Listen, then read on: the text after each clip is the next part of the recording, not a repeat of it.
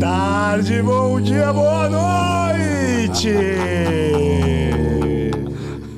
Cai botão subwoofer. Sejam mais uma vez bem-vindos ao Beyond the Cave, pela segunda vez da noite. Fala galera, boa noite. Primeiro, boa noite dados aqui, nosso querido Caio Camarão. Temos um dia diferente, como eu tinha falado, médico escritor de prosa e não de poesia. Prosa. Tivemos o Léo Carvalho e agora temos o Dr. Marcelo Talasso Salim. A gente já vai apresentar ele devidamente, Caião. Opa. E Camará. Toda pompa. Toda pompa maravilhosa. Falar do livro dele, sensacional aí que foi lançado.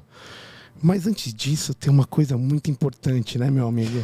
Importantíssima, galera. Sigam a gente no @BeyondTheCavePDC. Onde que a gente tá? Cara, a gente tá em todos os lugares, praticamente. Se você olhar pro lado no farol, vai ter alguém lá pedindo uma moedinha pra nós. Então, assim, qualquer coisa no celular. E temos agora uma nova plataforma de interação, hein? Fala aí, camarada, pra Muito nós, cara. bem falado. Estamos agora No Apoia-se. Apoia-se. Caixinha, fala do Apoia-se pra nós. Não, eu só queria falar uma coisa antes. Você olha pro lado, né? Se você for pro ABC ali, naquele farol lá da faculdade, você vai ter um mendigo com a camisa da Medicina ABC e outro mendigo com a camisa do Beyond the Cave. Com certeza, a gente viu isso na facu. Você vai achar, velho. Você vai achar. E vou pedir pra galera que se achar, tira foto. Tira a foto e manda pra gente. Manda pra gente no Instagram. Você ganha uma que a gente... camisa nossa se você mandar essa foto pra nós. Se achar, ganha uma camisa nossa. Mas o que o Caio estava comentando, que a gente criou um grupo no Apoia-se, apoia.se/Beyond, né? BEYOND, onde a gente criou uma bela comunidade. Uou, o que faz essa comunidade? Cara, discussão sobre diversos assuntos pautados, filosofia, política, empreendedorismo, medicina e saúde. Além disso, o cara que entra no Apoia-se, entra no grupo, ele pode fazer pergunta pro convidado. Inclusive, ao vivo? Ele faz a pergunta no grupo e a gente faz aqui, apresenta a pergunta aqui na hora. Além disso, ele pode sugerir o convidado. E quem está no grupo, pega o link e pode acompanhar ao vivo de casa, conforme a gravação está rolando. Não precisa esperar esse mês depois de edição para poder acompanhar o episódio. Então tem vários benefícios. E além disso, a gente dá uma camiseta, a escolha, o tamanho da camiseta, cara, R$20 por mês para ajudar a gente. De graça, hein, cara. R$20 por mês. Tava bonzinho quando você... Tava cara, o objetivo aqui é juntar. Né? Eu quero que as pessoas participem, a gente quer que as pessoas participem do negócio. Isso aí. E pelo menos ajuda a pagar a conta de luz do estúdio. É isso aí, cara. E para manter o projeto, galera, isso aqui é pra gente, a gente sabe disso. Então tá aí o apoia.se/Beyond, BEYOND. A gente espera vocês lá. Qualquer coisa que tiver, se não conseguir acessar, tiver algum problema, é só entrar em contato comigo via Instagram, que a gente conversa, certo, pessoal? Isso aí. Fechadíssimo. Vamos ao que realmente interessa, meu amigo. Hoje temos um querido convidado, indicado por um dos nossos apoiadores lá do começo, né? Você vê como funciona esse negócio, né? Porra, que legal, cara. Como funciona. Como tem uma baita interação, né? O Dr. Felipe, mais conhecido como Mendigo. Tá na moda agora, hein? Tá na moda agora, hein, Mendigo? Se bobear, ele que vai estar com a camiseta. Só que no caso vai ser o Dr. Mendigo. Vulgo Dr. Mendigo. Vulgo Dr. Mendigo, que nos presenteou belamente com a presença do Dr. Marcelo Talasso Salim. Nascido aqui em São Paulo, ele é médico cirurgião, formado pela PUC lá de Sorocaba, Soroca, os amarelinhos. Formou em 96 e depois é mestre em gastroenterologia cirúrgica aqui na Unifesp, nos Índios, nossos amigos também.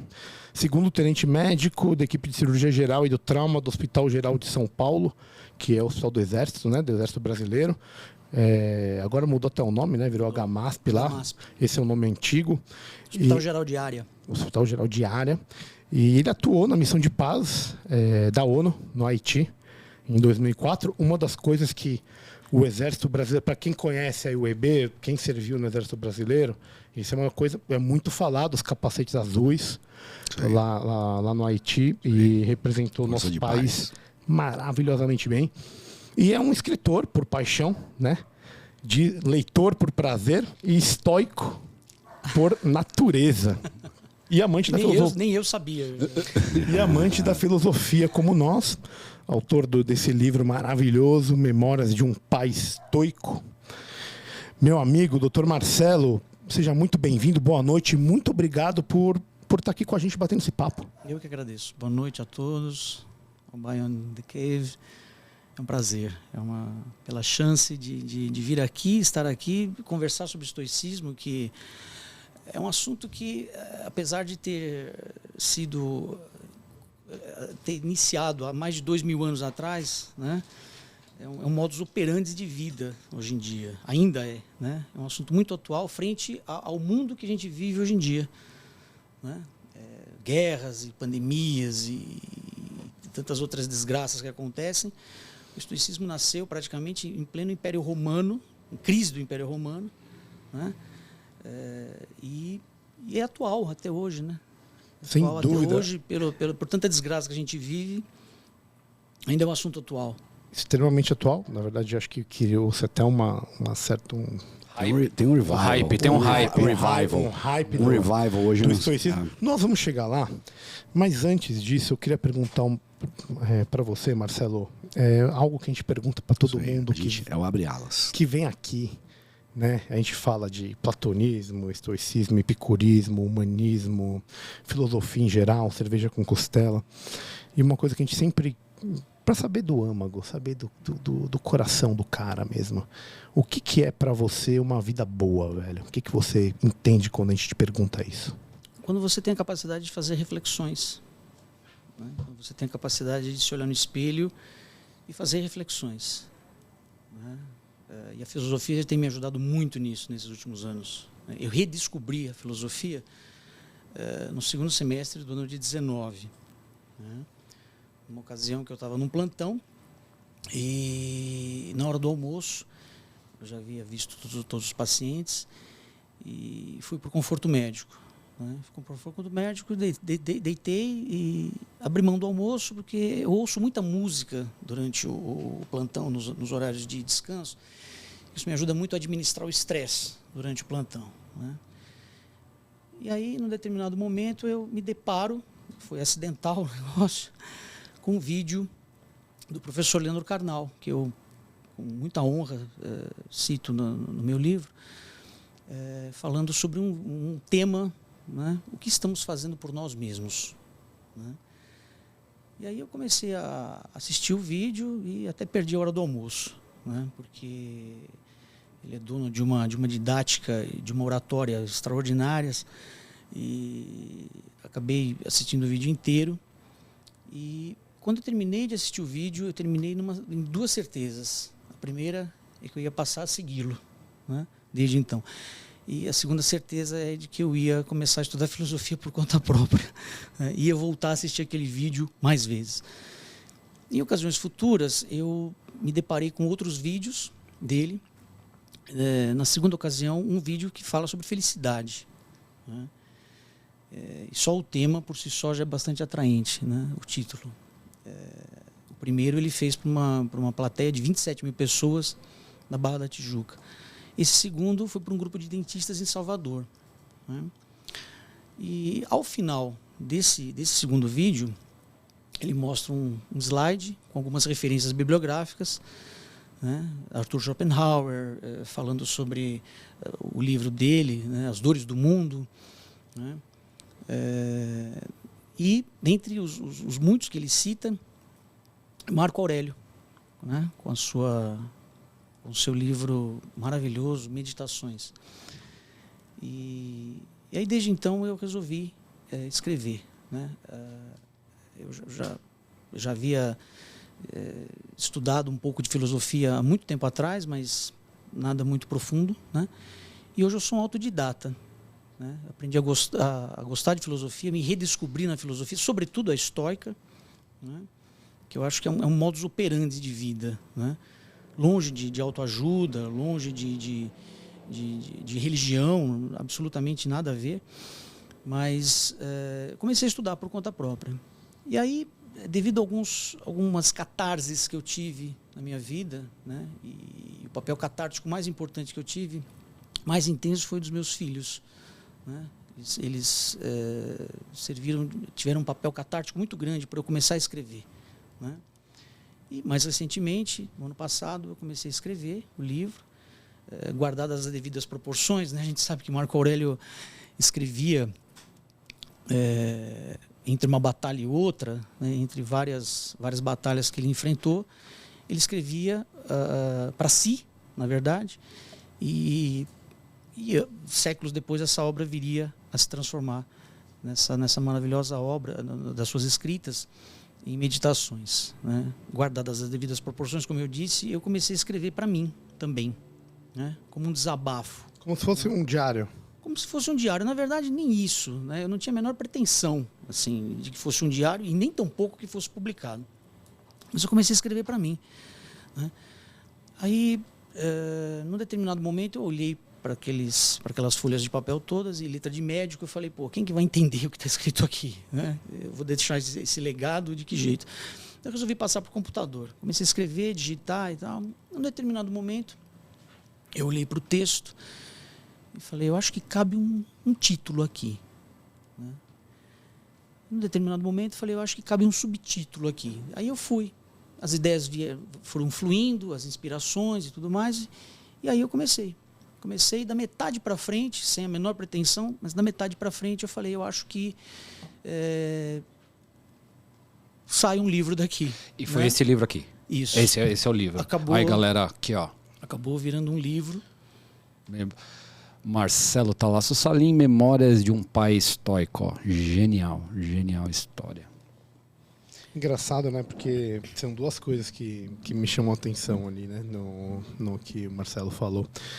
A primeira é que parece que tem um chamado, né?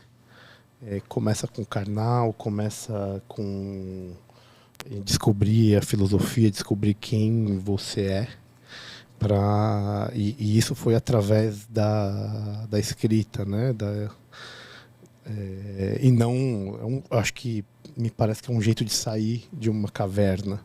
Alguém que está, de uma certa forma, agrilhoado e encontra, talvez, no estoicismo e na escrita, um jeito de sair disso aí. Faz sentido isso que eu estou falando, não? Totalmente. Faz muito sentido, porque eu fazia terapia alguns anos atrás, e por questões pessoais eu acabei tendo que largar a terapia, né? E essa pessoa que eu fazia terapia, uma pessoa muito querida, muito competente, muito profissional, ela seguia a linha do TCC, que é a terapia cognitivo-comportamental, que tem suas bases, tem suas origens no estoicismo, né? E eu acabei tendo que parar, né? Aí veio pandemia, até por uma questão de idade, ela teve que acabar se afastando das atividades profissionais. E frente a várias angústias, vários problemas pessoais, financeiros, enfim, eu acabei tendo essa vontade, essa necessidade até de começar a escrever. Sentei e comecei a escrever, né? E aí depois fui passar para o computador e aí começaram as ideias, as inspirações começaram a fluir de uma maneira muito natural, né? Tendo a catarse maior, como eu disse, os meus filhos, basicamente. E depois até o cachorro acabou entrando na jogada. O que me chama a atenção, Reginho, pegando o teu gancho aí do chamado, é um chamado profundamente grego, né? Até agora ele falou aqui, né, do que é uma vida boa, que é uma vida examinada, né, uma vida socrática, né? Ele falou de uma ferramenta que ele usa para aliviar o estresse, que é ouvir as musas, né, através de música, né? E ele falou bastante em catarse, né? Como separar catarse do teatro grego, da comédia, e onde você purga, né, e da tragédia, né? Então, assim, é um chamado profundamente grego que estava lá dentro, né, e que ele foi, né, construindo e resultou num livro, né? Isso é muito legal, né? Você teve em casa, quando você era criança, sua família, seus pais te inspiraram desse ponto de vista? Porque você fala muito que teu filho te inspirou a você fazer isso. E o Caio, brilhantemente, ele coloca uma formação claramente de uma ideia grega construída através das próprias palavras que foram ditas aqui por você, Marcelo. Você teve isso em casa de alguma forma, primeiro. E segundo, você tenta passar isso para o seu... Eu sei que você tem um casal de gêmeos e tem um filho mais novo, né? De 2 meninas e um menino. Você tem isso como ideia de passar isso para frente, como um legado mesmo? Começando pela sua segunda questão, eu acho importantíssimo passar... eu resolvi deixar essa pequena contribuição, né, para todas as pessoas, né, para as pessoas de um modo geral, um incentivo a estudar a filosofia, né, sobretudo a estoica, que tem me ajudado muito, né, em determinadas situações, a me salvar de situações difíceis, né, de pessoas tóxicas, né, e de me salvar até da minha própria toxicidade em muitas ocasiões. Então eu resolvi deixar esse pequeno legado para os meus filhos, realmente, né? Eu acho importantíssimo a leitura de um modo geral, né? Independente do assunto, eu acho que o estudo é importante, que a gente tente deixar para os filhos esse amor ao estudo, à sabedoria, né? Que nada mais é que a filosofia em si, né? A filosofia propriamente dita.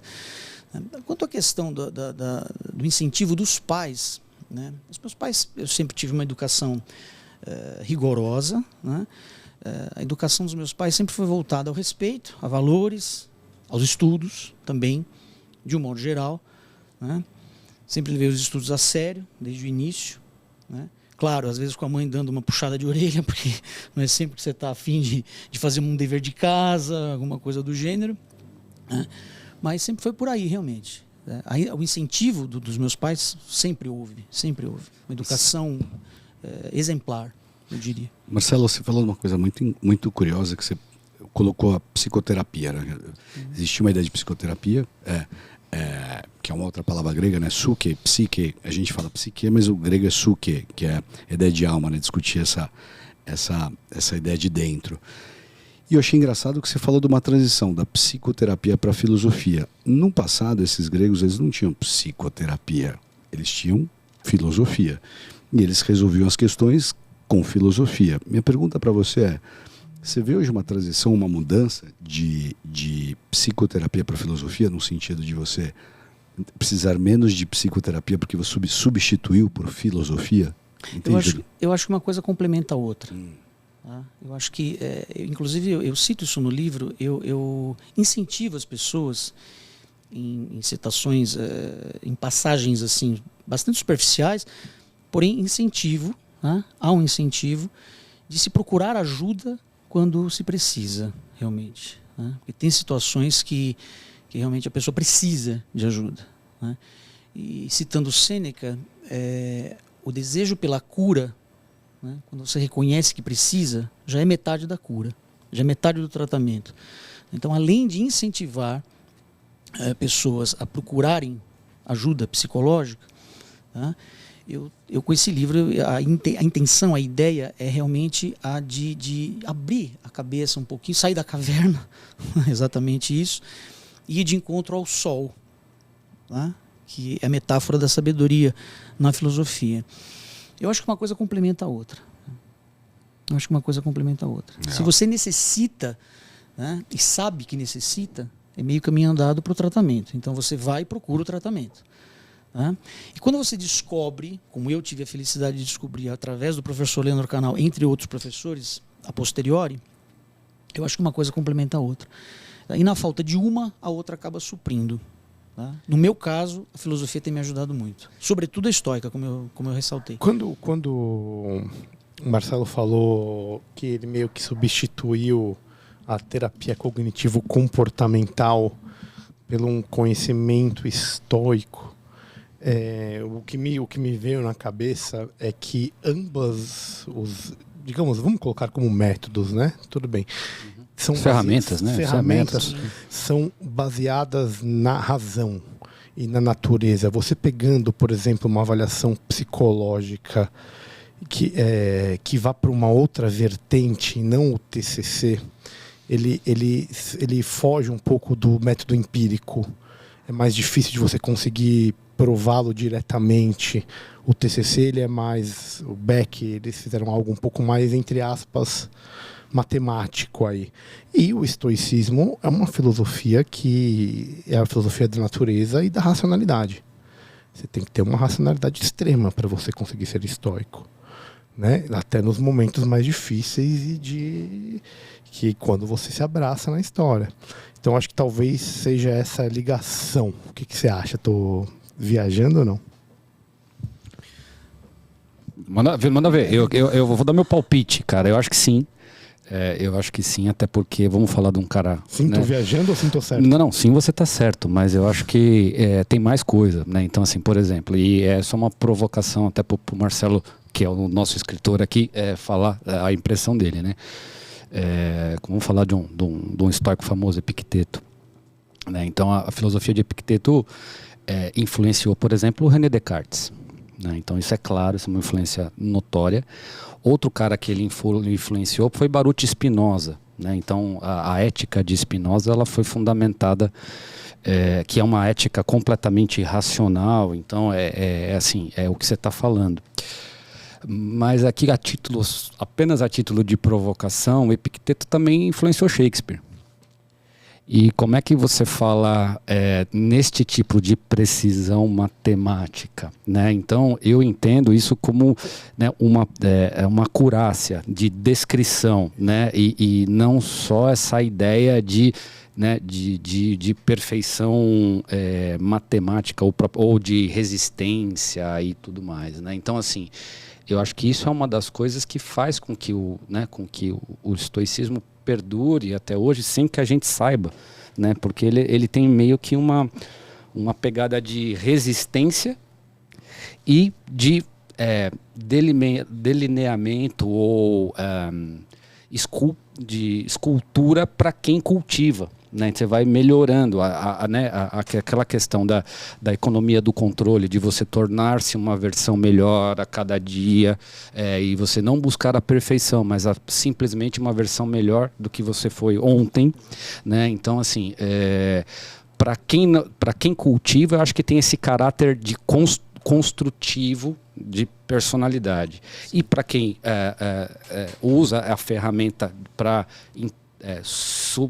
resistir à realidade de uma maneira mais, entre aspas, econômica possível, eu acho que ele também é uma baita ferramenta. Faz sentido, total, Marcelo? O que você acha? Faz total sentido, porque é baseado na razão. Né? O estoicismo é baseado na razão, na total razão. Né? E na questão do equilíbrio, acima de tudo, do equilíbrio. Né? Há de se ter equilíbrio, uma prudência aristotélica até. Né? Gosto disso. Então, uma mediandade, né? Sim, um equilíbrio entre muitas vezes entre a prudência, né, e a covardia, né, e a imprudência e o excesso de coragem. Né? O estoicismo trabalha com a razão. No estoicismo ele não permite que você seja excessivamente otimista, tá? Porque você encarar coisas com otimismo em excesso, você acaba se tornando bobo. Né? E o pessimismo é aquele cara chato, né? Que geralmente tenta achar coisas para tentar te convencer de que nada vai dar certo. Né? O estoicismo ele trabalha com a razão. Ele trabalha com a razão, basicamente com a razão. Né? Então há um equilíbrio aí entre o excesso de... Você tem que estar preparado para tudo, né? Prevendo as coisas ruins. Isso não é pessimismo. Tá? Isso é uma estratégia. É uma estratégia. Né? A estratégia, basicamente, é você se antecipar, né, aos acontecimentos. Né? E se adaptar rapidamente às mudanças. Então faz total sentido o que você falou. Né? Me parece um pouco a ataraxia, né? Sim. Um pouco de imperturbabilidade da alma de uma forma geral, tanto para um lado como para o outro, né? Você entender que isso vai acontecer com você. Exato. E como a morte no Memento Mori é um dos pilares estoicos aí, e você entender que isso é uma baita de uma racionalidade, né? De você entender e você saber conviver com algo que vai acontecer com você e com as pessoas que estão mais próximas, as pessoas que você mais ama na vida, né? Uma perda de um parente, uma perda de um cônjuge, é sempre dramático, né? há autores que têm um radicalismo um pouquinho e falam em apateia, né? A, prefixo de negação, pateia, sentimentos. Quer dizer, você estar livre totalmente de sentimentos é uma coisa muito complicada, né? Se eu falo para você que eu vou ao velório de um parente querido, né? E de repente você vai até lá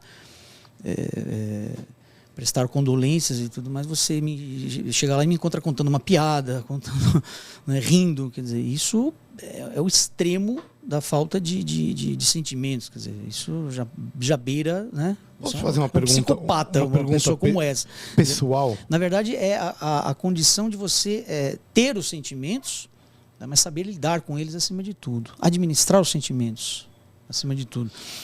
Tem uma crítica ao estoicismo, e a Nietzsche é um cara que propõe essa crítica, que se você for muito estoico, você deixa de viver, nesse sentido que você está falando, porque você não pode simplesmente deixar de sentir. Sim. Senão sua vida, você passa por ela, mas eu não sei se ela fez muito sentido.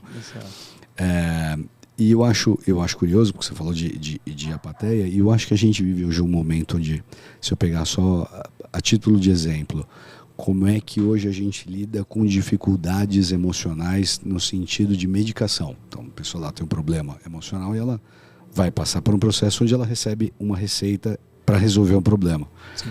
Eu acho que é engraçado porque a gente está lidando com essa apateia no sentido de você simplesmente anular os sentimentos e falar, e agora você está funcionando. Exato. Então você toma um remédio e agora você está funcionando, então está resolvido o seu problema, mas você não resolveu o problema. Exato. Faz sentido isso? Faz total sentido, porque um luto, no caso, como a perda de um cônjuge ou de um familiar, como eu exemplifiquei, você tem que passar por um luto.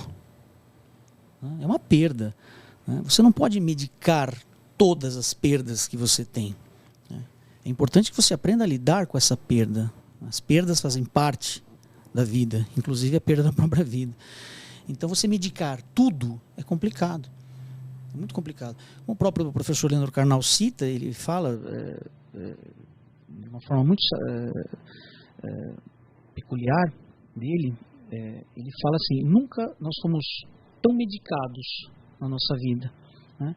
Nunca, e as redes sociais acabam servindo como um instrumento para abafar essas perdas, né? Porque publica-se muita coisa boa, né? Publica-se muita felicidade que muitas vezes não existe, né? Uma felicidade fabricada, né? E num dos capítulos eu cito isso, no capítulo Vidas Líquidas, eu cito essa questão, né? Do excesso de publicações, né? De coisas boas, porque ninguém fala de coisa ruim, né? E você acaba abafando essa questão das perdas, dos lutos, do sofrimento, né? E nunca nós consumimos tanto remédio, né? Para se dormir, para se acordar, para se tranquilizar frente às perdas, né? Então o estoicismo nos convida a aprender a lidar com essas perdas e aprender a administrar o sentimento perante essas perdas, né? Tem uma piadinha cristã fazendo troça com o estoicismo, que o mote é o seguinte, né? Essa apateia, isso de fato, né, talvez fosse o cume, né, ou a quintessência do estoico que cultiva tudo isso, né? Então a brincadeira é que, primeiro, que isso, a gente tem dúvida se isso é possível e sequer se isso é desejável. E aí a piadinha saudável, né? Saudável, desejável você ter isso, né? Então, assim, dentro do funcionamento do estoicismo, né, você pode escolher levar a sua vida dessa maneira. Se você vai ter ou não, isso aí é sentimento. Sentimento você não controla. Você não controla seu corpo, você não controla seu sentimento. Exato. Né? Então, a natureza. E a ideia da piadinha é assim, tava o pai recostado na sua cadeira com o pé apoiado sobre aquele negócio que fica com o pé para cima, assim, tipo uma banqueta tal. E o filho dele estava, né, pulando, né, nas pernas dele e tal. Então era um pai estoico. E aí o pai falava assim, filho, por favor, pare de pular. E o moleque continua pulando. Filho, por favor, pare de pular, porque caso você continue, você vai me machucar. Você pode me machucar e isso não é legal. O moleque continua pulando até que ele pula nos joelhos e quebra os joelhos do pai. E aí ele fala, tá vendo? você me machucou. Eu só queria dizer que engraçado você estar falando isso. Nessa serenidade toda. Essa é a plateia, né? Uma fratura no joelho, falando nessa serenidade toda. Esse é o caso mais famoso do epíteto. Essa é uma história do Sim. epíteto. Eu não sabia. Eu achei curioso, você falou. Essa é a história mais famosa de epíteto. Aconteceu, então? Aconteceu com o epíteto. Ele era um escravo e o mestre dele começou a puni-lo e falou assim, você vai me machucar, você vai me machucar. Aí, você quebrou minha perna. Ele foi aleijado pelo próprio dono. Né? É a história mais famosa de epíteto. Curioso ter falado isso. Então a piada é verdade, quer dizer, do que se conta, né? Se torcer, eu acho que foi do epíteto, eu não sei, né? Mas que tinha uma também que se torcer vai quebrar o braço, se torcer vai quebrar, se torcer então, isso aí, quebrou. Quebrou. Isso aí. É isso aí. Aí você junta atraxia, você junta aponia e você junta a dicotomia do controle. Eudaimonia. Passa pela eudaimonia, tudo isso, né? Acho que a condição base ela tem que ser eudaimônica. Sim. Ninguém consegue ser estoico se não tiver conhecimento do seu próprio daimon. Sem dúvida. Eu acho que a condição base é essa, mas você passa por todos os princípios do estoicismo. E o que o Marcelo falou, né? A gente tem que, e isso é um princípio também estoico, né? A gente tem que amar a nossa natureza. Mas antes que a galera ache que amar a natureza é sair pelado abraçando árvore, Não. Né? Não é isso, né? A gente tem que deixar claro que os estoicos consideram a natureza do homem como sendo, né, um animal. Primeiro de tudo, comunitário. Sim. E segundo, eles... Fraterno. Comunitário, acho que talvez fosse melhor, né? Porque fraterno remete ao cristianismo, sim, né? Então, talvez comunitário e outra coisa racional. Sim. E que a vida boa, né? Ou a felicidade é você usar a sua racionalidade para maximizar a sua relação e a relação de todos comunitariamente, né? Então seria minimizando o sofrimento. Minimizando o sofrimento. Mas o problema é que assim as pessoas acham que a gente é racional o tempo todo. E a gente não é racional o tempo todo, sim, né? sim. Então aí é que está você cultivar, né, esse conjunto de ideias. Eu tinha certeza que era, velho. Eu gosto sempre de citar um exemplo. Eu gosto sempre de citar um exemplo interessante que é assim. Vamos imaginar uma mulher, né? Isso é uma tragédia, principalmente para as mulheres, mais do que para os homens. Ela está indo ou vindo a pé, né, do trabalho, por exemplo. Na hipótese. E no meio do caminho ela é pega por um temporal, uma chuva, né, muito forte. Ela se abriga num todo, ela reclama, ela xinga a natureza, xinga São Pedro, porque vai molhar o cabelo e vai estragar a chapinha. Né? Aí ela chega em casa ou no trabalho, né? E ela tem a possibilidade de ou olhar para cima simplesmente, né? Aí é a harmonia com a natureza, como você citou, né? Olhar para cima e sentir os pingos no seu rosto e dizer assim, que bom, estou viva, né? E que bom, eu tenho o cabelo para estragar a chapinha, né? Tanta gente fazendo uso de quimioterapia hoje em dia. Afinal, não controla a chuva. Você não controla a chuva, você não controla a natureza. Então, como você disse, tem coisas que você não controla. Então, você gasta uma energia à toa, né? Ficando bravo, ficando nervoso e tudo mais, e não vai mudar nada. Não vai mudar nada. Então, o estoicismo nos convida a canalizar essas energias para o que você pode controlar. É a tal da dicotomia do controle. Excelente. Eu queria fazer uma pergunta. Como estava na minha cabeça aqui, né? Eu servi o exército também.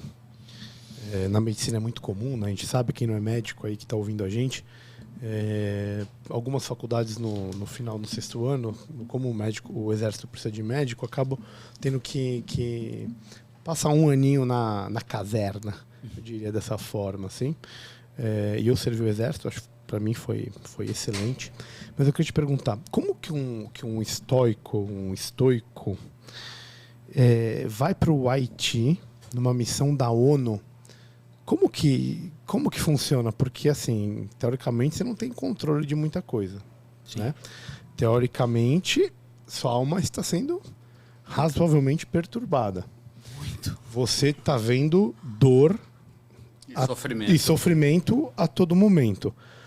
Como que um estoico deve se comportar numa situação dessa? Como que foi para você? Olha, na época que eu estive no Haiti, Magal, eu fui forçado a pensar e agir como um estoico, né, sem mesmo na época nem saber que essa palavra existia, né, naquela época. Na época que eu servi, na época que eu estive no Haiti, eu não tinha ainda esse contato, né, com a filosofia, e em especial com a filosofia estoica. A primeira grande barreira que eu me deparei quando eu cheguei no Haiti foi o calor intenso. Tá? Eu sempre me queixei muito de calor. Né? Sou muito calorento, então eu sofro, eu pingo, eu derreto no calor e tal.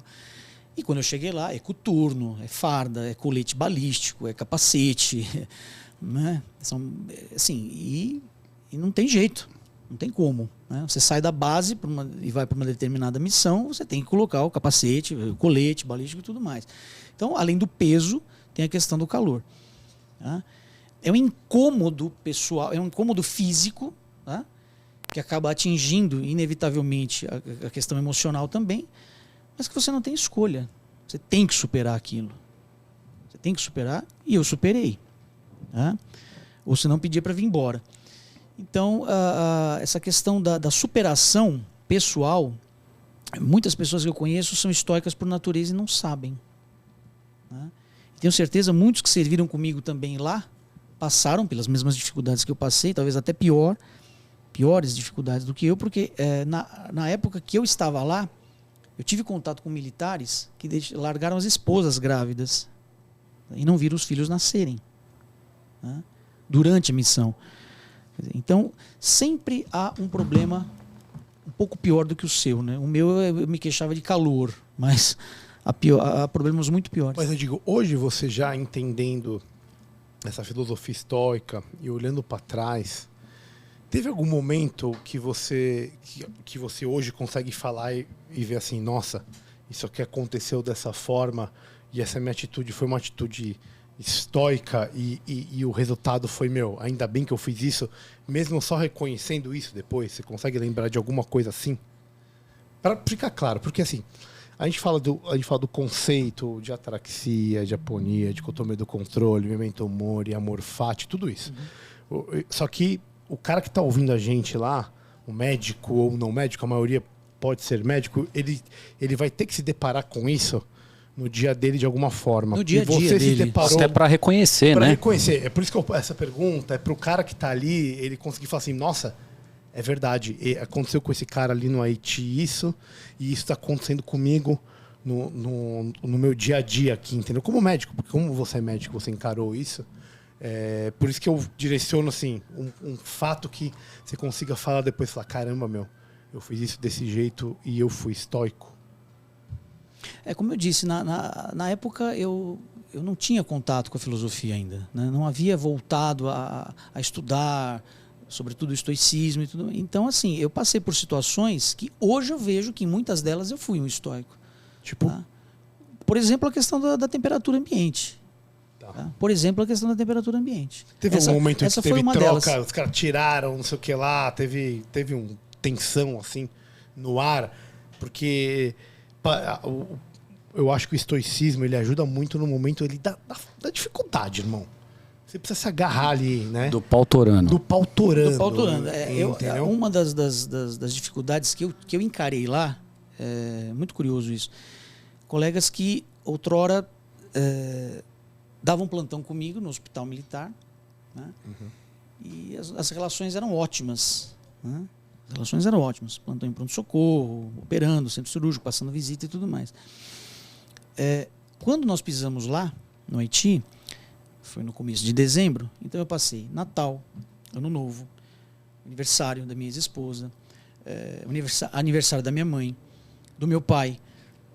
Então foram várias datas comemorativas, mas isso a posteriori. Já no primeiro momento, no primeiro mês da missão, em dezembro, em contato com aquela desgraça humana toda, né, eu balancei. Né? E alguns colegas achavam que eu estava quebrando a mão, né, como se diz no jargão, no meio médico. E, na verdade, não. Eu acho que cada pessoa tem um período de adaptação a determinadas situações, né? Leva mais tempo ou menos tempo para você se adaptar, e esse período de adaptação tem que ser respeitado, ou teria pelo menos que ser respeitado, né? E no meu caso, eu sofri uma pressão extra, né, dos próprios colegas. Né? Então, eu recorri aos meus superiores, na ocasião, me lembro bem, e fui transferido da base da brigada para outra base, a base do batalhão. Tá? Onde você não ficava tão recluso, né? Onde havia mais saídas para mais missões, os acisos, né? Que eram ações cívico-sociais. Então a gente entregava água para o povo haitiano, roupas, e tudo, brinquedo em creches. Né? Então eu me sentia mais útil, né? Havia mais atividades, né? E que me faziam mudar o foco. Né? Me faziam assim não pensar só no meu desconforto, né? E me colocava mais em contato com desgraças piores do que o meu desconforto, entendeu? Então, mudando o ambiente, né? E lá eu acabei fazendo um grande amigo, um dentista, que aliás eu cito no livro inclusive, e nós ficamos muito amigos. E hoje ele frequenta a festa de aniversário do meu filho, uma pessoa muito especial, ele, a esposa, os filhos. Nos tornamos muito amigos. E então, mudando o foco muitas vezes, né, você para de ficar pensando em problemas, né, seus, pessoais, né, e acaba focando na tentativa de resolução de problemas muito piores do que os seus. Né? E nessa questão do desconforto, eu acho interessante citar, há um professor de filosofia no sul do país, Alexandre Pessoa, né, que ele tem uma técnica assim, muito interessante de estudar filosofia, de passar a mensagem da filosofia, também a estoica, que é uma tela, você vê no YouTube, uma tela, né, de fundo branco ou qualquer outra cor, e uma mão desenhando rapidamente, assim, em câmera acelerada, e ele vai, com uma voz serena, tranquila, ele vai explicando a filosofia, que torna uma coisa muito didática, muito leve. Tá? O canal dele chama-se Epifania e Experiência, que eu acho fantástico, até para crianças, né? Eu acho que acaba sendo bastante didático, gostoso, porque a primeira imagem que você tem, a primeira ideia que você tem é de quando você vai estudar filosofia, você vai pegar aqueles livros grossos e vai ler capítulos e páginas intermináveis e não vai entender nada. A primeira ideia que se tem quando se fala sobre filosofia é isso. E ele tem essa forma bastante didática de passar, de transmitir a filosofia. Né? E ele cita, num determinado ponto, a ideia do desconforto voluntário, que eu acho absolutamente fantástica. Né? É você impor a você mesmo situações de desconforto. Né? Então, por exemplo, tomar banho gelado no inverno é uma. Né? Você passar uma semana inteira assim, sem tanto recurso, né, financeiro, né, que aliás essa é fácil, né, de passar. Hoje no Brasil nunca foi tão fácil. Nunca foi tão fácil passar um mês inteiro, um ano inteiro. E é uma coisa voluntária. É a vida. Isso é fácil, né? No calor extremo, né? Você não se refrescar numa piscina, você não se refrescar num chuveiro gelado, né? Você ficar um dia inteiro sem comer nada, sem dormir, né? Uma vez eu lembro que eu falei, eu vou aderir ao desconforto voluntário. Então, uma vez a esposa estava assistindo um determinado programa, eu falei, muda de canal, esse programa não tem nada a ver. Não, eu quero assistir. Fica naquela discussão, eu falei, quer saber, eu vou dormir na sala. Vou assistir na sala o programa. Aí eu peguei e falei, é uma chance que eu tenho. Peguei e deitei no chão. Peguei a caminha do cachorro, usei como travesseiro, e joguei um cobertor em cima. O piso é frio, né? Acabei deitando no chão. Tá? Ao melhor estilo cínico. Ao melhor estilo cínico, só não tinha o barril. Só não tinha o barril. Aí, não obstante a isso, eu olhava ao redor, olhei, coisa de 2 metros à minha frente, eu tinha um sofá. A qualquer momento eu poderia ir deitar no sofá, se eu estivesse me sentindo desconfortável demais. Eu tinha um cobertor sobre mim, né? Eu tinha a caminha do cachorro como travesseiro. Ou seja, esse desconforto voluntário que eu me impus não passa nem perto, muitas vezes, de tantas situações de pessoas muito piores do que a minha. Né? Mas a ideia central do desconforto voluntário que ele nos sugere é você deixar de ser mais frágil. é você não ser tão frágil, né, frente a situações difíceis, a vários infortúnios, né? Eu acho muito interessante essa questão. Tem uma outra coisa que a gente comenta muito aqui, Camara adora falar disso, que é a questão do prazer. E eu queria perguntar, né?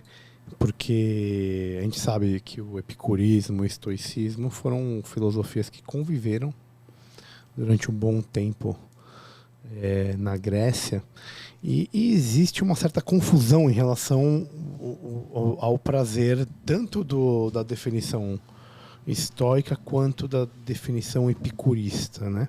Do lado epicurista se confunde muito com hedonismo, né?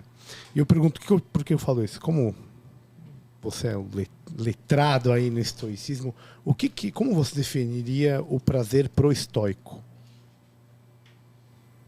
Basicamente, eu definiria como a busca do equilíbrio. Sempre a busca do equilíbrio, né? E baseado nessa questão do desconforto voluntário, né, você trabalhar esse prazer, você saber que tudo tem prazo de validade.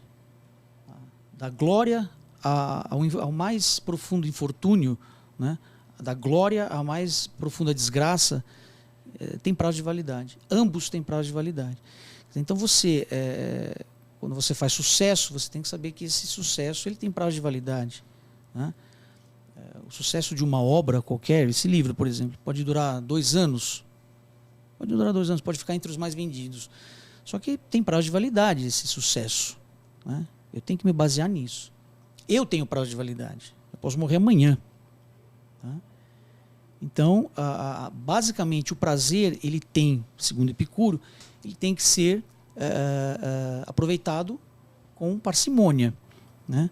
Porque ele tem prazo de validade também. E as desgraças também. Toda crise passa. Toda crise passa. Tá? E o prazer também, né? A diferença é como nós vamos agir diante dela. E o tempo que ela vai durar.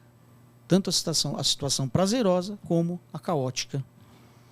E você falou de Schopenhauer, eu lembrei agora que ele fala, né, de que o desejo de prazer, ele né, ou o prazer exacerbado, ou a busca pelo prazer enquanto sentido de vida, ele te humilha de 2 formas. Se dá errado, porque você se sente frustrado e que nunca vai conseguir. E se dá certo, te humilha pelo tédio, você cansa. E então o prazer não é um fim em si mesmo, segundo as palavras... Ele te mantém numa zona de conforto, né? Segundo as palavras do Schopenhauer, né? E assim, né? Vocês estavam conversando aqui e me veio à cabeça que eu queria trazer à baila aqui, um outro cara chamado Jordan Peterson. Né? E o Jordan Peterson, ele fala muito, né, desses princípios também, não com esta pegada talvez tão estoica, mas na medida que vocês estavam falando, eu lembro de ler, enfim, coisas que para mim ficaram bem claras assim, tipo, a dicotomia entre os direitos, né, uma pessoa que entende a vida por direitos, e os compromissos autoassumidos. Né? Então é uma pessoa que eu tenho o direito de fazer isso, e a outra que tem responsabilidade, não, eu devo fazer isso porque, né? E o Jordan Peterson, a certa altura, ele fala lá assim, porra, não tem o menor sentido você viver uma vida baseada em direito, porque tá bom, e aí, dá uma merda, tal, você não tem, e você vai continuar querendo direito, né? E ao passo que se você tem uma vida calcada nos seus deveres, você está construindo algo de positivo, independente do que seja, né? Então, assim, se você tem dever, por exemplo, né, sei lá, vamos pegar o Homer Simpson, por exemplo. Ele não é um completo estúpido, né? Ele não é um idiota completo. Por quê? Porque ele ainda tem a questão de 5... bom, tem episódios que ele é demitido. Vamos pensar nesse episódio, tá? Não, né? Episódio que ele não está trabalhando e está em casa. Ele é um completo inútil? Não, porque ele ainda preza pelos valores familiares. E aí, assim, ele está, como você bem disse, ele está suposto a tolerar toda aquela dinâmica que entedia e deixa ele nervoso e tal, mas ele presta esta reverência, ou ele entende que isso ele deve sofrer. Então ele não é a gente chama um cara completo inútil, não, ele ainda cultiva alguma coisa. Então eu acho muito interessante, porque a gente vive numa sociedade de direitos, né? Então hoje as coisas são pautadas pelo direito, né, pelo direito às coisas. Se você pensar em Europa, se você pensar em Brexit e todas essas coisas, né, a gente até o Black Lives Matter, enfim, a gente tem vários fenômenos sociais aí que denotam isso. E por outro lado, essa assunção de responsabilidades, ela está cada vez mais tá cada vez mais difícil de aparecer aí, né? E você calcar as suas decisões no dia a dia de uma forma meio estoica, baseada no que você deve fazer, ainda que isso seja de alguma maneira imperfeita, né? Sabe o que eu estava pensando? Desculpa, me veio na cabeça aqui. Será que o estoico, em algum momento, ele pode ser confundido como um individualista extremo?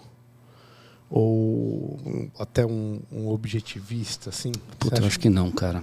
Eu acho que não, por conta dessa pegada que ele tem da política, como a gente entende, de entender a sociedade. E, por exemplo, um dos princípios estoicos, me corrija se eu estiver errado, mas é que assim, né, o mundo que a gente vive é um mundo só para todo mundo. Então é um dos deveres, é uma das estradas lá que você tem do estoicismo, tornar o mundo melhor para todo mundo. É uma das responsabilidades que todo estoico deve assumir e melhorar a sociedade. Então, nesse sentido, eu acho que não combinaria muito. Entendeu? Faria mais sentido com o epicurista e a teoria do atomismo, por exemplo, do que com o próprio estoico que eu estou falando, talvez. Não sei, talvez, acho que não. Eu acho que o estoico, pegando o que o Caio está falando, ele não é individualista porque ele é forte. Eu acho que o individualista extremo ele é fraco, no sentido que ele está jogando só na sua e que se dane o resto do mundo. Eu acho vitimismo, né? Eu acho que sim, acho que e o estoico ele tem ideais racionais, tem a ideia do telos estoico. Já que a gente está falando de estoicismo, tem um ponto forte no estoicismo que é a ideia do telos, que é a ideia do propósito. Então você passa por aquela dificuldade porque aquilo existe um propósito naquilo tudo. Então você pode se depositar na sua dificuldade como algo da natureza. Tem esse ideal estoico. O estoico entende que a dificuldade é do jogo. Isso que faz dele um forte. Eu estou passando por uma adversidade. Sim, todo mundo passa. Qual que é a dificuldade? E depois da dificuldade vai vir outra coisa. E você vai fazendo aquilo. Talvez pior do que a primeira, muitas vezes. Talvez. E o estoico não sofre por antecipação. Se não me engano é do Sêneca, posso estar enganado, sim. Mas ele fala assim, um homem que sofre por antecipação sofre 2 vezes. Sim. Esse é o ideal estoico. Já que você vai sofrer, sofra na medida certa, na hora certa, da forma certa.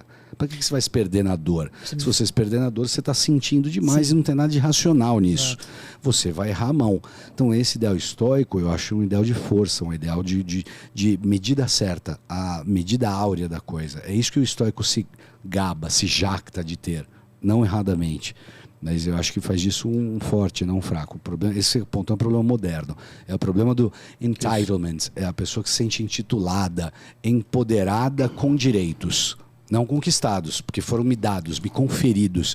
Esse é um problema moderno. Todo mundo é conferido um monte de coisa. Até porque a sociedade foi pobre até ontem, né? Então, assim, esse fenômeno de que a sociedade tem que me dar as coisas, pagar meu Xbox e meu iPhone e o Brexit tem que... né? Não existe, porque senão eu não posso ser vagabundo até 30 anos e ganhar uma renda por estar desempregado. Eu não posso emigrar e receber o auxílio do país europeu para onde eu imigrei, independente das condições da imigração, né? Então eu acho que isso é bem dentro do que o Camarão falou mesmo. Eu acho que a gente já não tem mais isso, assim, se fala muito de estoicismo hoje em dia, né?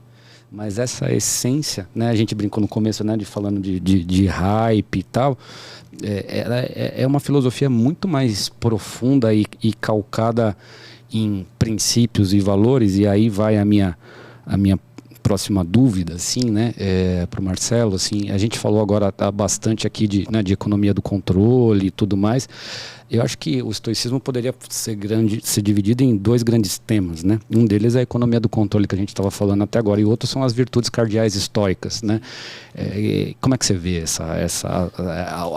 o cultivo das virtudes estoicas cardeais, as 4 virtudes cardeais estoicas, né? Só pegando um gancho no que você falou, que é a segunda frase de Sêneca, há muitos anos atrás eu aprendi uma frase que eu não me recordo do autor, que diz assim: quanto nos custaram os problemas que nunca aconteceram.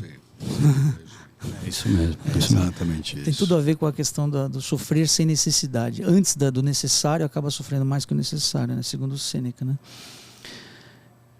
Eu acho que o estoicismo nos traz a questão da justiça, da Coragem, da coragem, fortaleza, da tranquilidade, da força e tudo mais. Só virtudes, né?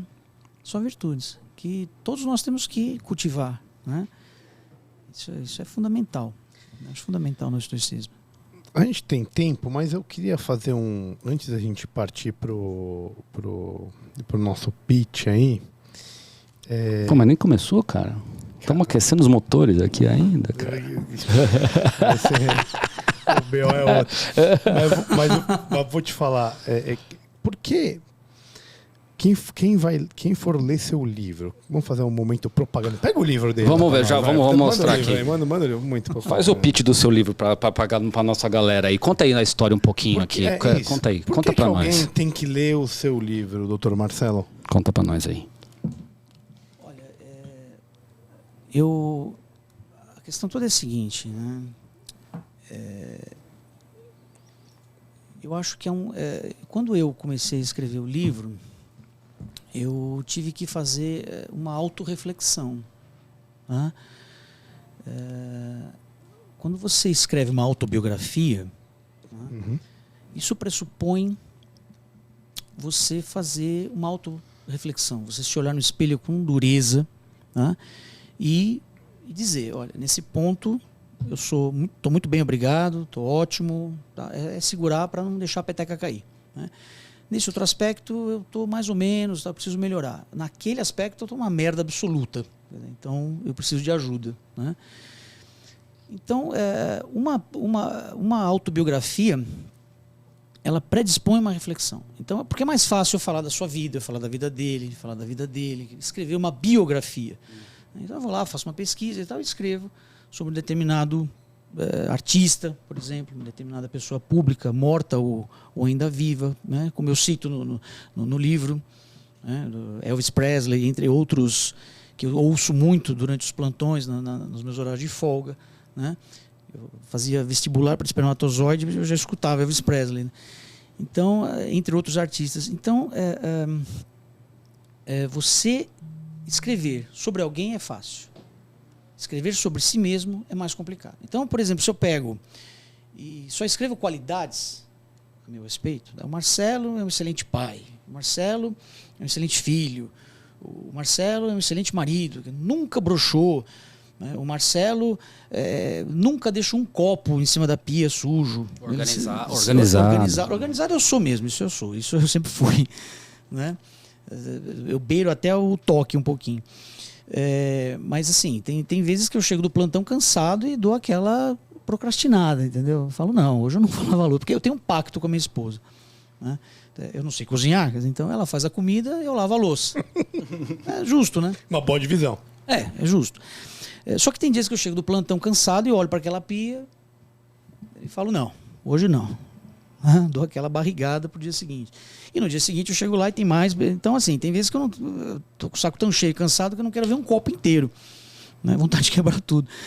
Só que, assim, um problema fácil de resolver, né?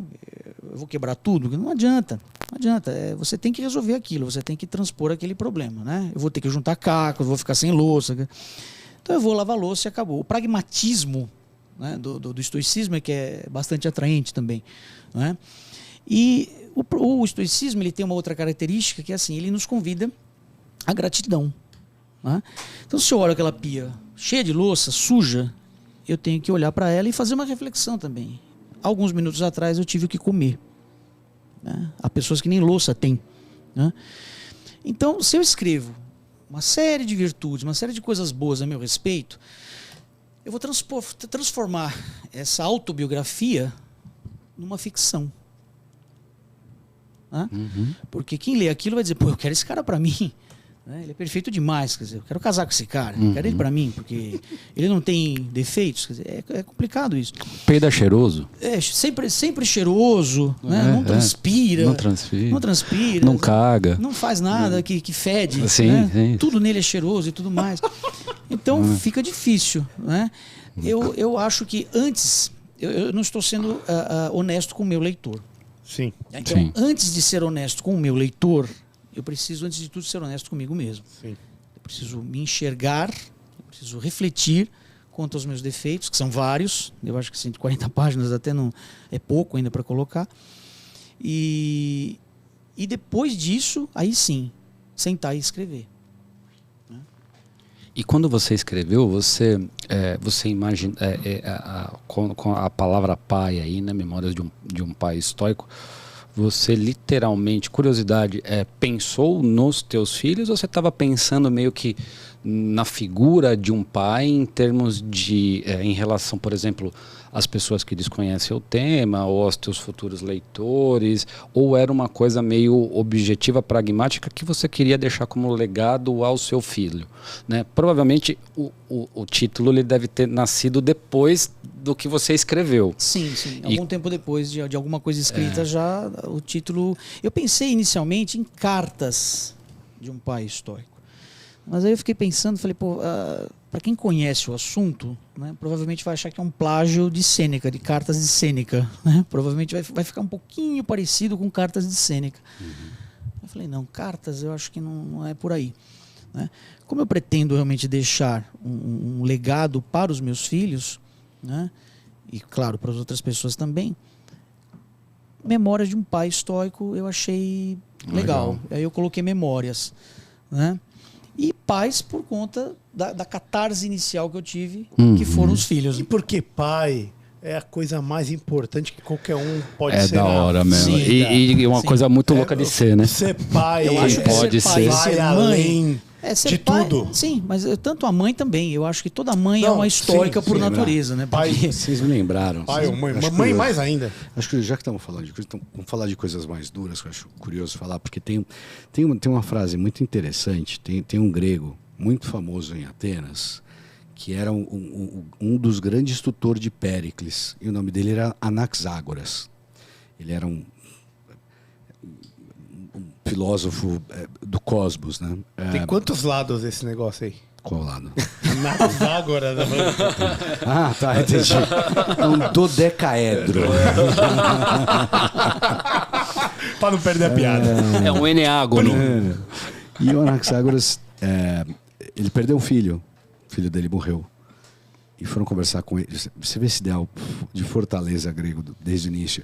E a frase famosa dele, para quem, o interlocutor dele, falou, seu filho morreu. E ele responde, eu sabia que eu tinha sido pai de um mortal. Eu acho curioso porque a gente não discute coisas como, por exemplo, perder um filho, que seria um momento para o estoicismo bater na sua porta e morar na sua casa por um longo período. Exatamente. Porque a lei natural das coisas é você ir antes, né? E Pela aí natureza, que a aí gente tanto preza. Isso. Aí você vê a loucura porque ele não é racional. Ali, embora há de se viver racionalmente, a vida não atende ao preceito da racionalidade nesse quesito. Sim. Ela vai inaugurar coisas que não têm o menor sentido. Exato. E aí se faz muito necessário você conseguir ser racional. Ataraxia, apateia. É muito, muito difícil. E é um problema moderno porque a gente botou o estoicismo de escanteio. O estoicismo vinha na rasteira do cristianismo antigo. O cristianismo antigo bebia. As cartas de São Paulo seguem uma mesma tradição das cartas de Sêneca, essa tradição epistular. Então, quem ainda norteava o estoicismo era a cristandade antiga no momento ainda da dificuldade. A gente, eu acho, ao meu ver, sem querer ser muito arrogante, mas eu acho que a gente, durante a pandemia agora, a gente está botando os últimos pregos no caixão da religião, no sentido que a gente colocou a ciência como algo mais forte que a religião. Exato. A religião é quase uma a visão de hoje, né? É uma fantasia a religião, o que importa mesmo é a ciência. Mas a gente não está ficando mais forte com isso. Eu não vejo, eu acho que falta estoicismo para reinterpretar uma força antiga dos gregos. Faz sentido isso? Sem dúvida, total sentido. Eu acho que a ciência, somado à religião, veio o fenômeno da ciência, né? A religião é estrutural da humanidade, quer dizer, ela não deixa de existir, né? Mas a ciência veio para explicar muitas coisas que outrora não tinha uma explicação lógica, né? Não tinha uma explicação mais sólida, né? Então hoje você tem a ciência que ajuda, né? Não há uma substituição total ciência-religião. Eu acho que ambas podem perfeitamente andar lado a lado. Porque há pessoas que buscam na religião o estoicismo, né? Elas buscam a razão, elas buscam a consolação, né, na religião. Tá? E, basicamente, a gente tem que acabar respeitando, realmente, sobretudo na medicina, que a gente se vê muito diante de situações assim, de pessoas que têm lá suas crenças, né, e você olha, tem os seus pensamentos, né, a sua visão pessoal de uma determinada situação, mas que você tem que respeitar a questão do paciente, das crenças do paciente, sejam elas filosóficas ou religiosas, ou seja lá o que for, né? Excelente. Pessoal, estamos mais uma vez regindo aqui. Fala pra mim, Caião, estragando prazeres, mas... Que tem que ser moderados. Prazeres moderados, igual Epicuro, Zenão de Sítio, Sêneca, Epíteto, Marco Aurélio, o rei filósofo, grande imperador. A turma toda tinha, mas... Você sabia? Deixa eu só fazer uma coisa que eu descobri hoje. Tá bom, vai lá. Rapidinho. Existiam mulheres que cultivavam o estoicismo. E o Camarão deve saber isso. E tem um nome delas também. Tem umas 2 ou 3 aí, bem bastante famosas. Mas o que eu descobri hoje, que eu não sabia, é que a mulher do Brutus, porque o Brutus, filho meu que matou o Júlio César, era uma das mulheres que mais cultivava o estoicismo e era uma, tipo, na prática, porque o estoicismo é uma filosofia, a gente não falou isso, né? É uma filosofia do dia a dia. Né? Você não estava na academia, você estava no mercado conversando, né? E aonde eu estava lendo isso, fala que as mulheres, elas tinham as mulheres, pelo menos que conviviam, né? Nesse métier político e tal, elas usavam o estoicismo como modus operandi para interagir. O Poikile era isso. Não é isso? Como que fala? Poikile. Estou pintada. Foi a primeira filosofia que foi aberta a todo mundo. Até que você tinha um escravo que era estoico, aceitava de todos os lados. A gente falou disso, lembra lá atrás, nos primeiros episódios? É bem pública mesmo. E ela foi, você tem toda a razão, e ela foi, eu achei engraçado, cara, que você me atentou agora para um ponto, pegando a ideia de modernidade e a ideia da antiguidade, que é o que a gente sempre faz aqui. Eu acho engraçado porque o estoicismo ele emplaca com os romanos, porque os romanos eram extremamente pragmáticos. Ponto. Então o estoicismo que o Caio falou, esse modus vivendi, é um estoicismo de você realmente como você está com a sua vida. Você é uma pessoa pragmática, racional. E eu acho engraçado, para fazer o contraponto de hoje em dia não tem a ver com pragmatismo nesse sentido de fortaleza, tem a ver com as coisas que me ofendem no mundo. Curioso, não? Sim. A gente quer cancelar as coisas, porque o que ele falou me ofendeu. Aí o cara cruza o palco do Oscar e vai lá dar um tapa na cara do cara que falou a piada, porque ele me ofendeu. Coitadinho. Você não é um forte por ter batido nele. Você é um fraco. Você é um fraco. Você tinha que ter suportado aquilo com fortaleza. Não. E você poderia ter deixado claro, não gostei da piada. Achei sem graça. Não um exemplo a ser dado, né? Não, um exemplo sem dado. Então, eu achei engraçado porque a modernidade de hoje que a gente encara como progresso, do ponto de vista do estoicismo, é um puta de um retrocesso. É uma fraqueza generalizada. Você não encontra gente forte. Você encontra gente ofendida, gente recalcada, gente ressentida, gente que quer te cancelar, gente que fica escrevendo até você perder o emprego. É isso o mundo de hoje em dia. Zero estoicismo nesse ponto. Da mesma forma que não tem racionalidade, porque é sobre o sentimento, e é esse um problema. E é o sentimento de cada um. É o sentimento. É um problema de que todo mundo te deve alguma coisa. É isso, cara. É o sentimento de que todo mundo te deve alguma coisa. Façamos a nossa parte, então, para as próximas gerações, né? Já desde tenra idade, para que seja, né, uma campanha que eu quero tentar, vou lançar aqui agora, para desde tenra idade, né, incluir nos currículos, eu não sei, um psicopedagogo talvez fosse um profissional com mais propriedade para falar isso. Até a partir de que idade, por exemplo, uma criança poderia talvez começar a entender alguma coisa, né? Porque nós nunca vivemos diante de uma geração tão fraca, com poder de resignação tão grande, tão pequeno. Quer dizer, eu como médico cirurgião, eu atendo no pronto-socorro e eu atendo muito crianças, né, e adolescentes com tentativas de suicídio, tá? Deprimidas, medicadas. Deprimidas, medicadas, Porque a gente tá? valoriza Com isso. automutilação. Eu atendi uma menina uma vez com os braços, com cicatriz daqui até o punho, porque ela se automutilou. Porque ouviu um não do namorado, porque teve um namorinho de uma semana Border, que né? terminou. Exatamente. Então, essas gerações que eu vejo, elas têm um poder de resignação muito pequeno. É isso. Muito pequeno. Tá?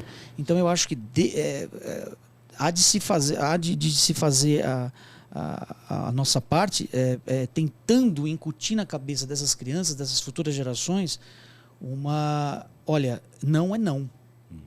Tá? E nunca jamais fazer trocas, né? Como eu vejo muito pai. Olha, concessões. Se você estudar, você vai passar de ano, você vai ganhar uma bicicleta. Não. Você vai estudar para ser alguém na vida. Tá? Você vai estudar para ser alguém na vida. Porque estudando, como se faz hoje, já é tudo tão difícil, que dirá se não houver estudo. Então, esse é o legado que nós temos que tentar deixar para as próximas gerações. E o contraponto disso é que uma criança grega com 10 anos citava Homero em verso. Numa boa. Isso fazia parte da educação clássica. Então, assim, os símbolos... Homens fracos geram tempos difíceis. Voltamos à Exato. máxima que a gente conversa e fala. E tempos difíceis vão criar homens fortes, né? É um círculo vicioso, né? Exatamente. Vivemos de tempos de muita abundância, de muita Sim. facilidade. E esse é um Esse grande problema, mas não temos abundância de tempo. E vocês sabem que a Você como ele é economia... sutil, Caião? Ele tem uma Ele tá- sutileza. Essa questão do Beleza. fator tempo que ele estava falando, é assim, eu acho que nós vivemos o eterno retorno do mesmo, né? Porque o próprio Marco Aurélio encarou doenças, né? A peste antonina, quer dizer, que quase dizimou a população romana, batalhas, guerras e tudo mais, perda de entes queridos, né? E hoje a gente vive a mesma coisa. Está aí a guerra na Ucrânia para dizer, para falar, para mostrar, a pandemia e tudo mais. E o ser humano não aprende. Eu fico me perguntando quando que nós vamos aprender. Não aprende nunca e o ser humano não sabe o que é a economia, que é o estudo da escassez, Sim, que é o que nós temos agora, que é a escassez de tempo. Então, vamos rapidamente, temos o pitch do livro. Camarão, explica pro pessoal que não conhece, a maioria da galera conhece, nosso convidado já sabe, como que funciona o pitch do livro. Pessoal, rapidamente aqui o pitch do livro. Temos 3 livros fantásticos trazidos por nós. Ninguém ainda sabe quem que é o quê. Nosso convidado vai tentar adivinhar primeira etapa. Quem trouxe qual livro? E aí você tem difícil. que receber os espíritos. Pela conversa, cai As musas. Eu vou apresentar aqui. Caião vai apresentar pra gente hoje. Então, aqui, ó. Primeiro livro, Ludwig von Mises, tá? Ludwig, Marxismo Desmascarado. Genial. Passa aí. Segundo livro. Fuga do Campo, a dramática jornada de um prisioneiro da Coreia do Norte rumo à liberdade do Ocidente, Blaine Harding. Excelente, ó, tem até um Nobel aqui escrito atrás, ó. Muito bom. Esse aqui é E top. Esse é A.G. top. Sartlange, é assim quem trouxe. Esse é top. Esse aqui é top. A vida intelectual, seu espírito, suas condições e seus métodos. Vamos lá. excelente. E aí, Doutor Marcelo, nosso querido Quem escritor. trouxe- Receba as Quem trouxe musas. cada livro? Receba as musas. Fala aí. Ouça as musas para você possa vaticinar. Jogada prisioneiro. Bom, por tem problema. uma dedução, como você Tá. já falou que foi militar e tudo mais, essa fuga do campo, a dramática jornada de um prisioneiro da Coreia do Norte, rumo à liberdade. É meu? Rumo à liberdade, é meu? Talvez eu diria que é seu bom. esse. Marxismo desmascarado, talvez você Ok. e a vida intelectual. Muito bom. Muito bom. Que nota ele tirou? 33%. Não, foi Zero. É zero. Errou só tudo. Zero. Mas tá valendo, é assim mesmo. A questão não é... Não é essa, não é acertar. Tentei por dedução. A segunda parte é o seguinte: a gente vai ter 1 minuto cada um para vender o livro e você vai escolher qual livro você vai levar embora. Marcelão, vamos começar, querido Camarão. Bom, Fuga do Campo 14, a história real de um prisioneiro por motivos mais abjetos que ele possa ter sido preso, e ele aguentou a prisão, e durante todo o seu tempo de prisão ele pensou como ele poderia fugir para o Ocidente, porque ele tinha que fugir do país dele, não é uma questão de estar preso por uma coisa racional. E eu acho legal porque isso atenta muito com a ideia de estoicismo, né? Você tem que pensar que ele tem que aguentar a prisão e se manter lá vivo, manter a vontade de ser livre a despeito de todas as adversidades. Então acho que tem muito a ver com a ideia de estoicismo, alguém aguentar uma adversidade abjeta, desmerecida, como algo da vida, e que ele precisa lutar contra. É alguém forte, né? Por isso que eu trouxe o livro, acho que tinha a ver com o tema. Isso aí, esse é meu Excelente, pitch. muito bom. Já passa aí depois, vou querer entrar na fila aí. Dá uma fuçadinha ali, uma Camarão, xeretada. É o seguinte, fala rapidinho, conta como que é a biblioteca do Camarão lá, velho. Cara, dá até medo de chegar perto, Dá até cara. medo, Meu, cara. você vê Vocês só as ouviram do letras em William. inglês Antes de assim. vocês- Vocês não Antes viram de do vocês- William. Vocês não viram do William. Antes de vocês Ah, venderem William- o peixe de vocês dos livros, eu posso fazer um comentário? Você me falou da questão da vontade de ser livre. Me remeteu a Etienne de la Boétie. Tá? Com Discurso da servidão voluntária. discurso da servidão voluntária. Quer dizer, a própria vontade de ser livre, a vontade, a briga, a luta contra os tiranos, contra a tirania. E também, por falar em prisioneiro, você me remeteu também ao livro... me fugiu o nome agora, de James Stockdale, que foi um prisioneiro de guerra, um almirante no Vietnã. Coragem sob Fogo é o livro. Né? E ele lia Epicúrio. Ele lia Epicúrio no navio. Né? Ele foi um piloto de caça e ele foi prisioneiro de guerra na Guerra do Vietnã. Tá? O avião dele foi abatido, ele caiu, saltou de paraquedas e foi feito prisioneiro em Ruan do Norte, no Vietnã. E ele suportou tudo o que suportou, 8 anos de tortura como prisioneiro de guerra e sobreviveu. Tá? E escreveu esse livro a posteriori com a ajuda da mulher, da esposa, Coragem sob Fogo, graças ao estoicismo. Ele conseguiu suportar uma prisão, Sim. foi prisioneiro de guerra, né? E ele diz assim, é interessante a citação dele, ele fala, os otimistas desistem antes. Né? Porque você fica sempre naquela esperança de que a coisa vai melhorar, e nunca melhora. Né? Então acabam fraquejando. Quando você encara a coisa de uma forma realista, Ao pragmatismo. o pragmatismo, quer dizer, eu não vou ser solto no Natal, Isso não vai né? acontecer. Eu posso não ser solto no Natal nem na Páscoa, né? Talvez só quando a guerra acabar, e olhe lá, né?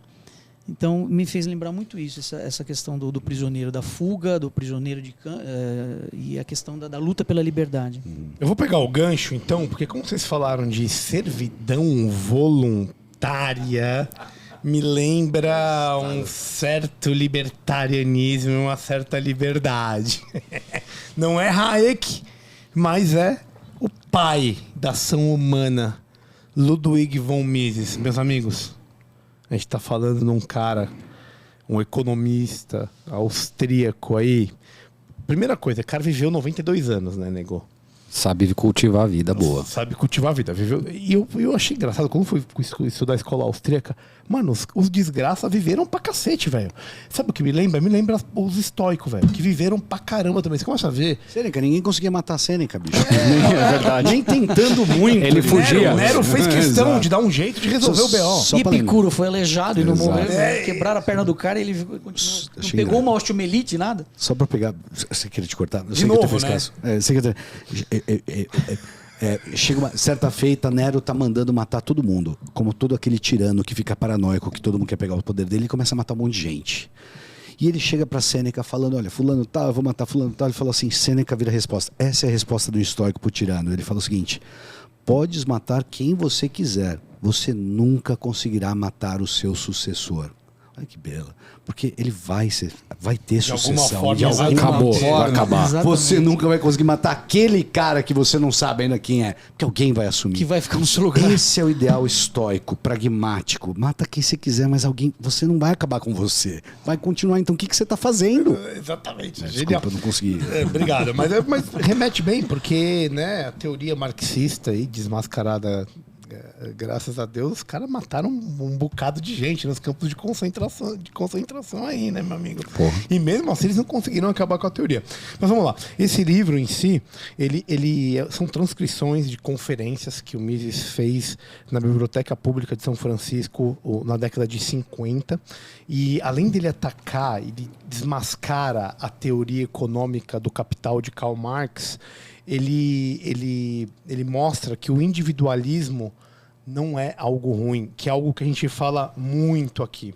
E eu trouxe até no meio do episódio, quis falar um pouco de individualismo, para a gente colocar junto o estoicismo. E eu fui refutado, assim como Karl Marx foi refutado por Ludwig von Mises. E mais um detalhe, o prefácio do livro é de um cara chamado Murray Rothbard.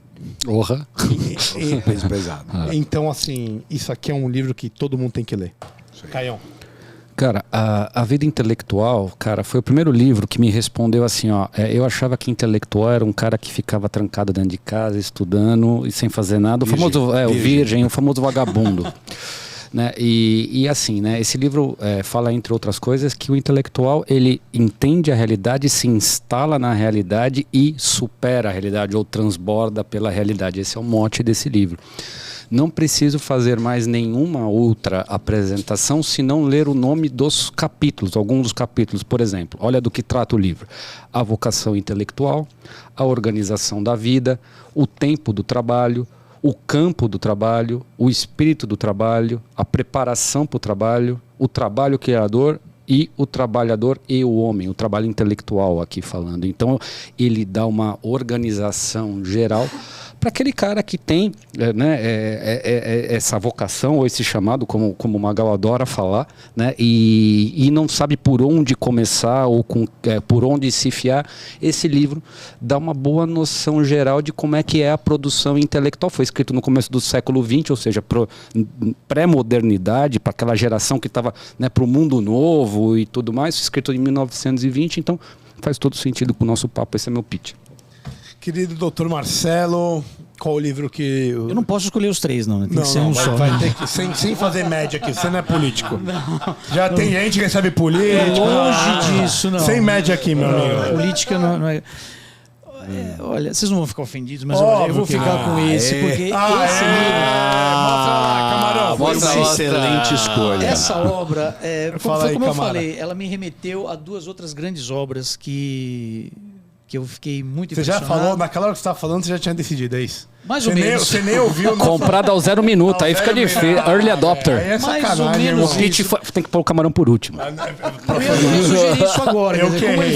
Como ele falou em primeiro lugar, me remeteu realmente a essas duas grandes obras, quando você falou na questão da liberdade, da luta pela liberdade e tudo mais, me remeteu a essas duas grandes obras que eu li e que me marcaram profundamente. Né? O Discurso da Servidão Voluntária, de Etienne La Boétie, e Coragem sob Fogo, de James Stockdale. Excelente. James Bond Stockdale, que esse é o almirante americano. É seu, pode levar. Seu, por favor. Muito obrigado. Antes da gente terminar e das considerações finais, eu queria de novo lembrar, pessoal, temos o Apoia-se, apoia.se/Beyond, BEYOND. Cara, vai ter discussão de episódio, sugestão de convidado, perguntas, ganha camiseta e recebe o link ao vivo, que eu sei que tem uma galera assistindo aí. Valeu, pessoal. Galera, valeu. Pode assistir ao vivo, não esperar toda a edição que acontece. Cara, R$20 por mês. Pelo amor de Deus, ajuda nós aí, galera, né? Por favor. Antes de terminar, considerações finais, meu querido Marcelo. Eu queria que você falasse do seu livro, apresentasse para o pessoal e te agradecer de coração de ter vindo aí conversar com a gente, meu amigo. Eu que agradeço a oportunidade, mais uma vez, de estar vindo aqui falar sobre um assunto tão importante, tão atual, né? Como eu disse no início, modus operandi de vida, né? Uma forma de pensar e agir ainda muito recente, ainda que antiga, né? Mais de 2000 anos, mas tão atual, né? Frente a tantos problemas que o mundo vive hoje. Nós precisamos resgatar esse estoicismo, nessa forma de pensar e de agir. Sobretudo, repito, com as novas gerações, para as novas gerações. Tá? Porque a gente tem visto coisas, eu que trabalho em hospital tenho visto coisas muito, muito desagradáveis realmente. Tá? Como eu disse, é uma autobiografia e eu mesclo com a filosofia, né? Quero agradecer de novo a oportunidade por estar aqui, discutir esse assunto que é muito agradável, que é muito gostoso, que eu redescobri, né? E que me inspirou até e me levou a escrever um livro, né? Que é a filosofia estoica. Né? Agradecer a hospitalidade de vocês, a chance de estar aqui falando sobre o assunto e divulgar minha obra. Cara, a gente que agradece de coração. Você está saindo da sua caverna dessa forma e apresentando uma coisa que a gente acredita muito, é um dos nossos pilares aí, né? Óbvio que... Tá na camiseta, né? Tá na camiseta. Tá na camiseta. Que, aliás, eu vou ganhar uma. Eu ouvi falar nos bastidores. Já ganhou, já ganhou. Eu ouvi nos bastidores algum comentário. Tá na camiseta, além de estar na camiseta, nós temos um corte que fala só de estoicismo, acho que é de 15 minutinhos, 10 Fio de Ariadne, no YouTube. No Fio de Ariadne. Então, para quem quiser acompanhar lá, tá lá. Redes sociais, Caio? @Beyond the Cave PDC, YouTube, Instagram, todas as coisas aí. Todos. Decorou Apoia-se, Camarão? Eu tô no processo. Apoia.se barra Beyond. Apoia.se. Sobe onde? Quanto que é por mês? Nada. É um nada. É um cafezinho. Quanto que é? Vintão, né? Vintão por mês, cara. Vamos Pessoal, lá. ajuda nós. Muito obrigado por acompanhar até o final. Boa noite, meus amigos. Semana que vem tem mais. Isso aí. Boa noite, galera. Valeu, Marcelão. Vamos que vamos. Boa noite a todos. Boa noite, galera. Tchau!